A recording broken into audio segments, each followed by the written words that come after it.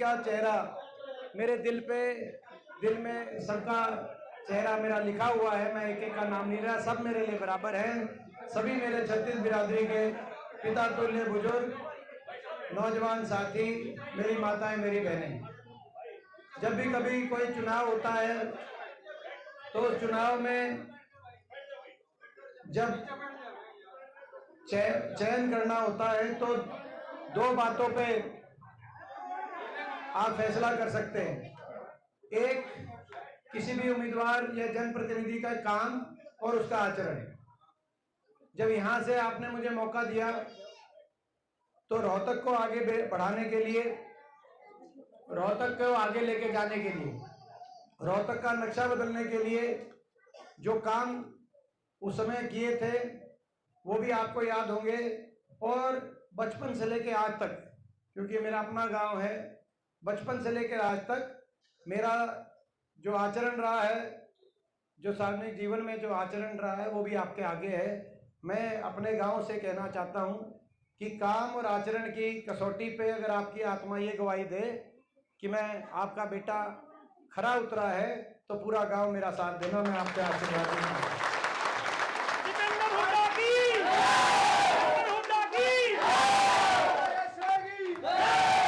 और मैं विश्वास दिलाता हूं, आपका आशीर्वाद खाली हाथ नहीं जाएगा। आपका आशीर्वाद 3 महीने के बाद हरियाणा में आपकी सरकार लेके आएगा। और आपके आशीर्वाद से दिल्ली पहुंचकर मैं आपके खोए हुए मान सम्मान को देश में ऊपर लेके जाने का मैं काम करूंगा और अपने इलाके के रुके हुए विकास कार्यों को आगे बढ़ाने के लिए मैं सारे प्रयास करूंगा। आज पूरे हरियाणा में एक माहौल बन गया। बीजेपी से हर आदमी दुखी हो गया। 10 साल की खट्टर सरकार ने आज देश में सबसे ज्यादा बेरोजगारी हरियाणा में कर दी। हर घर में पढ़े लिखे बच्चे बेरोजगार। आज महंगाई की मार अलग से। आज किसान पे इतना अत्याचार हुआ इस सरकार में जो देश में दूसरा उदाहरण नहीं है। गरीब आदमी की सारी स्कीम बंद कर दी सरकार ने। जो गरीब आदमी को जो सारी स्कीम मिल रही थी, 100 गज के प्लॉट की स्कीम थी, मकान आया करते। 10 साल में कोई इक्का दुक्का मकान आया तो आया, नहीं तो मकान नहीं है गरीब आदमी का। ये कार्ड कई आईडियो के चक्कर में, कागजों के चक्कर में, पोर्टलों के चक्कर में गरीब को, किसान को, फैमिली आईडी में सबको उलझा दिया और काम कुछ किया नहीं। विकास का भी कोई एक परियोजना पूरे हमारे रोहतक में या पूरे हरियाणा में कोई विकास की एक परियोजना आई नहीं। विकास की पटरी से उतर गया हरियाणा। और आज इसीलिए पूरे देश में और पूरे प्रदेश में, आप पूरे प्रदेश, हरियाणा प्रदेश के कोने कोने में जाओगे तो आपको एक ही बात सुनाई देगी।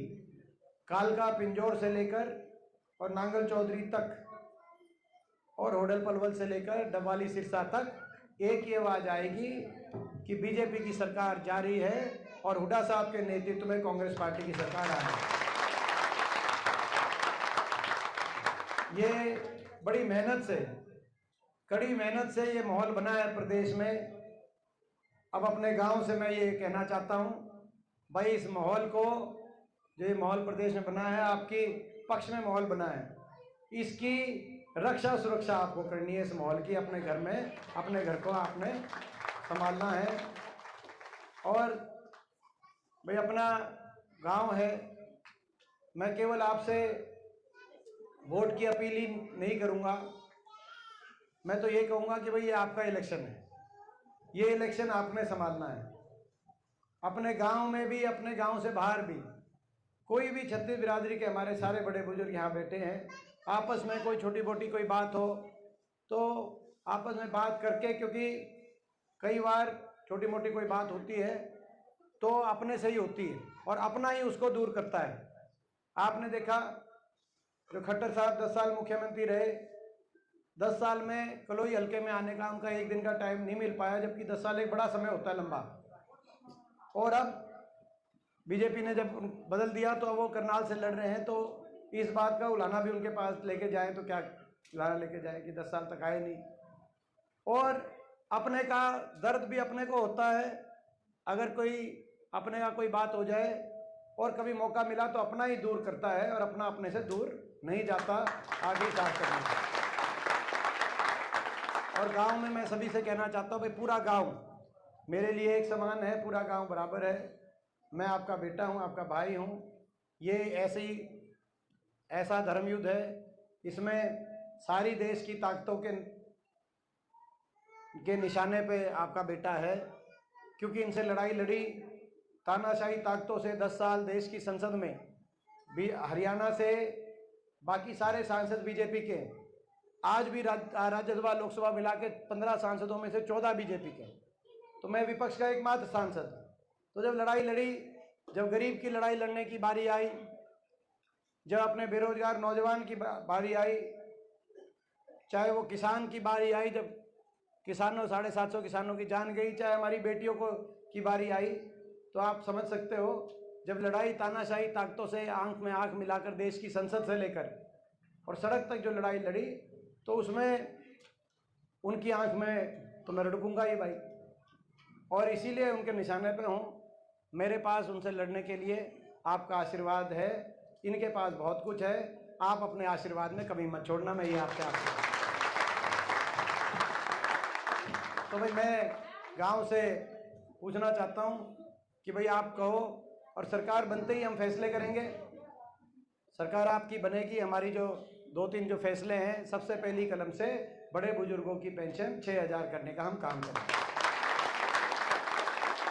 हम अपनी माताओं बहनों, जो घर में जो सबसे बड़ी माता बहन है, जो घर चलाती है, उनको उनकी हर महीने की 8500 रुपये की पेंशन उनकी करने का हम अलग से काम करेंगे, ताकि महंगाई से गृह लक्ष्मी योजना, ये गृह लक्ष्मी योजना है, जहाँ जहाँ कांग्रेस की सरकार बनती है वहाँ करते हैं ये, ताकि महंगाई से बचने के लिए एक हमारी माताओं बहनों को अलग से एक ये काम हो सके।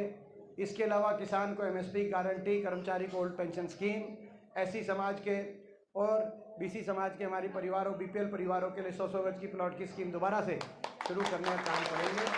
और अपना 3.5 लाख की आर्थिक सहायता से इंदिरा आवास योजना के मकान, जिस परिवार को मकान चाहिए उनको मकान की 3.5 लाख की आर्थिक सहायता दिला के, ताकि 2 कमरे का सरकार की सहायता से मकान, और 2 लाख पद जो बीजेपी ने ख़त्म कर दिए पहली कलम से, 2 लाख पदों की भर्ती निकलवाने का हम काम करेंगे, ताकि नौजवानों को पारदर्शी और समयबद्ध तरीके से नौजवानों को रोजगार के अवसर मिले, और रोहतक को विकास के मामले में आगे लेके जाने का काम करेंगे, ताकि आने वाले समय में दिल्ली के पूरब में नोएडा, दक्षिण में गुड़गांव और पश्चिम में रोहतक, आने वाले समय में रोहतक भी गुड़गांव और नोएडा के समान रोहतक का विकास हो, ताकि नेक्स्ट जनरेशन को हम अपने रोहतक में अच्छा भविष्य दें। ये सारी बातें लेके हम चल रहे हैं। ये लड़ाई हरियाणा के भविष्य को बचाने की लड़ाई है, ये लड़ाई बाबा साहब के संविधान को बचाने की लड़ाई है, ये लड़ाई रोहतक के विकास की लड़ाई है। बाबा साहब के संविधान, आज बीजेपी का घमंड इतना हो गया कि बीजेपी कह रही है कि बाबा साहब के संविधान को तोड़ेंगे। मैं बीजेपी को कहना चाहता हूं, बाबा साहब के संविधान को तो आपको आज भी नहीं आने देंगे, तोड़ेंगे तो बीजेपी का घमंड तोड़ने का हम काम करेंगे। तो मैं गांव से पूछना चाहता हूं कि बहुत 10 की 10 सीट पे जाना है, 10 दिन का टाइम है। आप समझ सकते हो कि बहुत लंबा सफर है, किसी एक दिन में कितने गांव करने हैं आप समझ सकते हो। तो मैं गांव से इजाज़त लेता हूं कि भाई आप बताओ, आप ये इलेक्शन आप संभाल लोगे, और मैं निश्चित होकर आगे जाऊं तो एक बार हाथ उठा करके पूरा रुड़की गांव बताओ। और भाई मैं सारे रुड़की गांव से कहना चाहता हूं, छत्तीस बिरादरी से, भाई मैं उम्मीद करता हूं पिछली बार से भी बढ़ाकर इस बार, भाई ये पिछली बार से भी किम ना किमें बताओगे, नहीं बताओ भाई। मैं इसी बात का मैं पूरे गांव का धन्यवाद करते हुए, और इसमें ज़्यादा से ज़्यादा पोलिंग प्रतिशत, ज़्यादा से ज़्यादा जो वोट बाहर भी जारी हो उनको बाहर से भी मंगा लेना, ये कहते हुए मैं आप सबसे